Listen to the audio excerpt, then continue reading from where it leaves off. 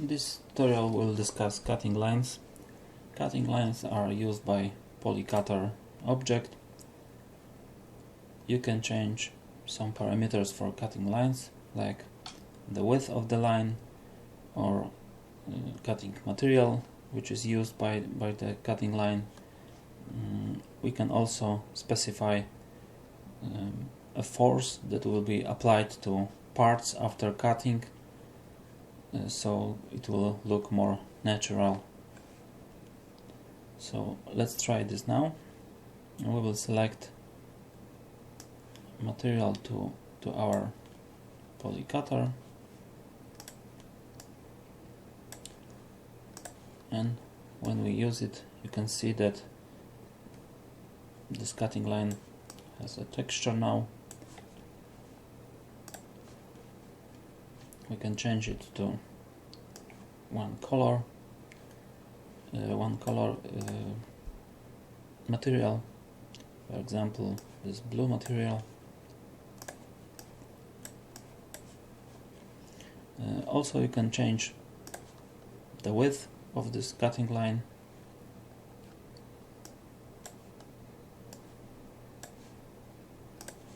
Please be advised that the width of the cutting line is not affecting the width of the cut, so the cut will be 1 pixel wide, even though this cutting line is wider than that. So as you can see, this is only visual effect and it will not affect the cutting. The cutting force parameter, we can increase the force, and after the cut the parts will be the force will be applied to each part, so it will look more natural.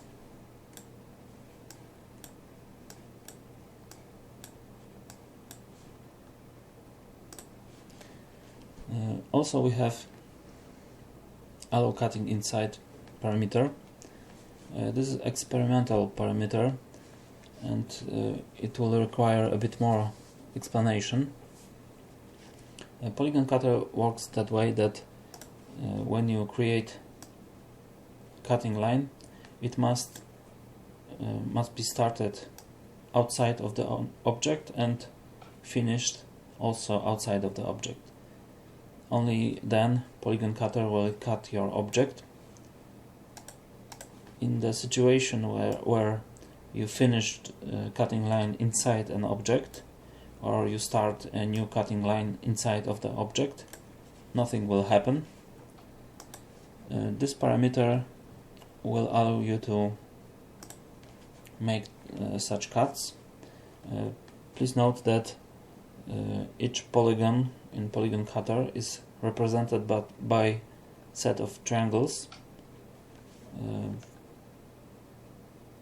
and when you select this option, allow cutting inside, Polygon cutter will check if this cutting line intersects some of that triangles and try to cut them. So this is experimental option because it will work for most of the times, but sometimes when triangulation of the polygon is weird or have big triangles or something like that, it will not always cut your polygon. So for this you can see that one part is not cutted and the second part is cutted in half. We can try another. As you can see, it will work from within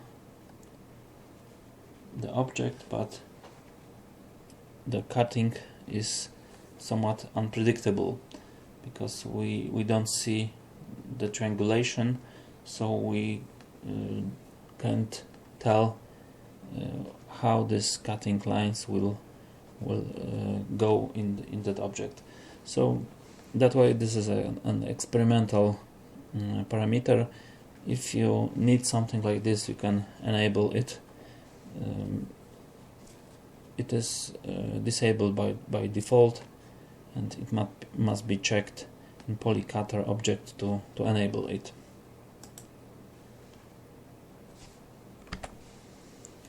So let's look at some scripts. We have polycutter script here, and in the update we are creating cutting line by remembering where mouse was clicked first time and where it was released, and we are drawing this cut, and the most important function in this script is cut polygons. This is a static function, so you can use it in your scripts. This function is using raycast to find which object is affected by cutting line. So we must specify start point and end point for this cutting line, if object must be cut inside, or what force we should use, and it will loop